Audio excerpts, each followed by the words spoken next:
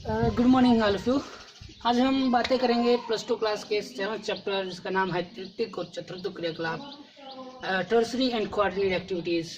उसके बड़े ही इंपॉर्टेंट प्रश्न को डिस्कस करेंगे जो 5 नंबर में पूछा जाता है, 3 नंबर में भी आ जाता है अलग अलग इसका पोर्शन। जैसे आधुनिक आर्थिक विकास में सेवा खंड के महत्व की चर्चा करें, प्रश्न इतना भी पूछा जा सकता है। या आधुनिक आर्थिक विकास में सेवा सेक्टर के महत्व की चर्चा करते हुए उसमें रोजगार बढ़ने के कारणों की व्याख्या करें, ये 5 नंबर में भी पूछा जा सकता है। आजकल सेवाओं के बिना आर्थिक विकास की कल्पना नहीं की जा सकती। राष्ट्र निर्माण में सेवा सेक्टर की भूमिका अदृश्य रहती है। आजकल चाहे विकसित देश हो, विकासशील देश हो, दोनों ही तरह के देशों में सेवाओं की भूमिका महत्वपूर्ण होती है। किसी भी देश की अर्थव्यवस्था में सेवाओं का महत्वपूर्ण योगदान रहता है। जैसे सेवाएं विभिन्न स्तरों पर पाई जाती हैं। कुछ सेवाएं लोगों को चलाती हैं, कुछ उद्योगों को चलाती हैं, कुछ लोगों और उद्योगों को दोनों को चलाती हैं। जैसे परिवहन और संचार सेवाएं हैं। सेवाएं ही कच्चे माल को कारखानों तक पहुंचाने का कार्य करती हैं और कारखानों से निर्मित माल को उपभोक्ताओं तक पहुंचाने का कार्य करती हैं। तीसरा महत्व क्या है? विज्ञापन, लोगों की अभिरुचि जानना, गिफ्ट, छूट, रियायत, कर्मचारी का चयन और अधिकारियों का प्रशिक्षण संबंधी जो सेवाएं हैं, वाणिज्य सेवाएं आती हैं। संपर्क, जनसंपर्क और परामर्श, ये भी वाणिज्य सेवाएं हैं।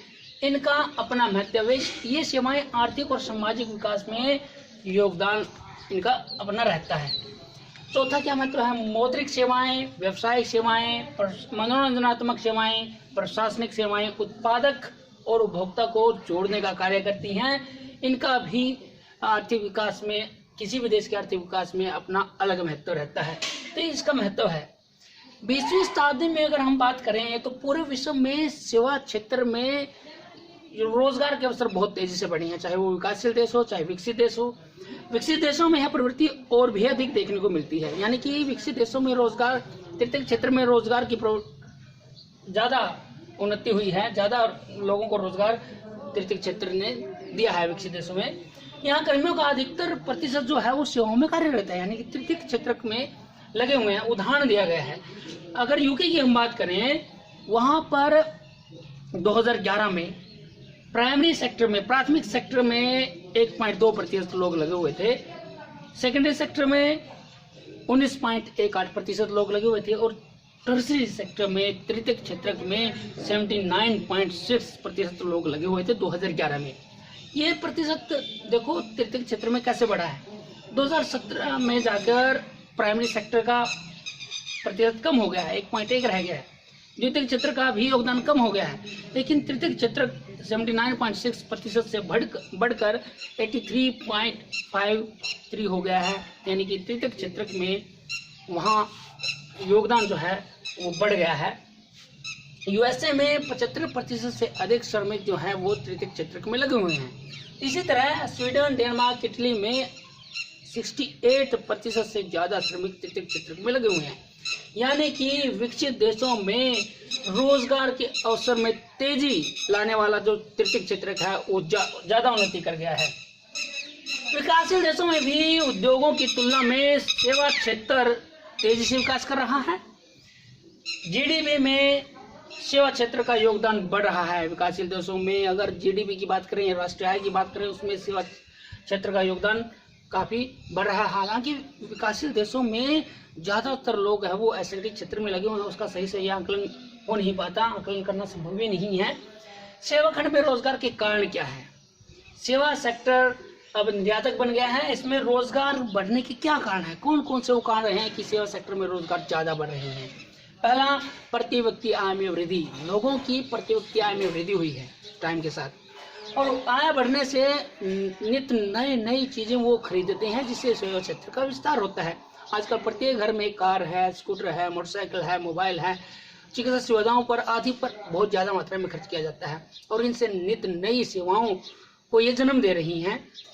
दूसरा है बढ़ती व्यस्तता।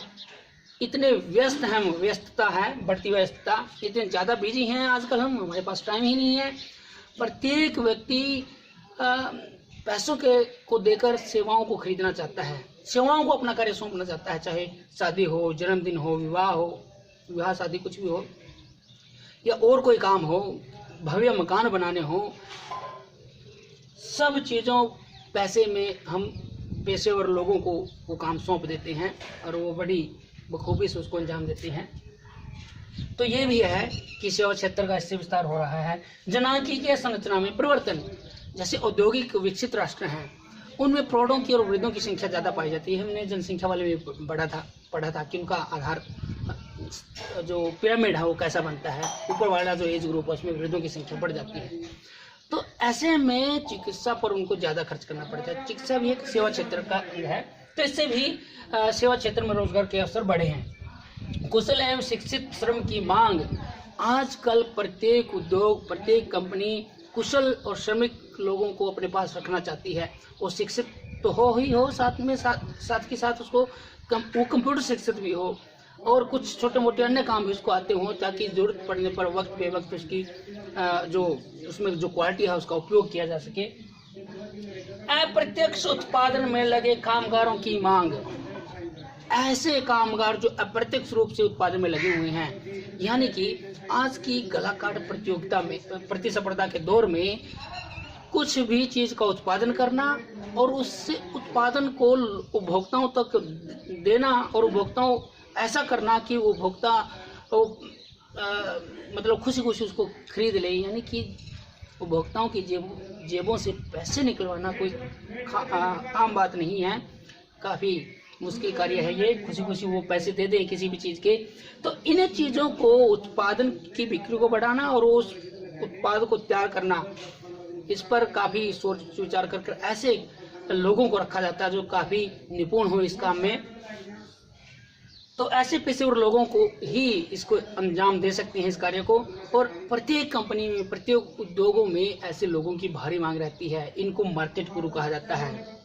5 स्टार होटल में ये कई दिनों तक सेमिनार करते हैं कि कैसे बिक्री को बढ़ाया जाए, कैसे उत्पादन को बेचा जाए। मार्केट गुरु इनको कहा जाता है। तो अप्रत्यक्ष उत्पादन में लगे कामगारों की मांग आजकल बढ़ रही है, इससे भी ये सेवा क्षेत्र को बढ़ाते हैं। छठा है सार्वजनिक क्षेत्र का आकार और भूमिका।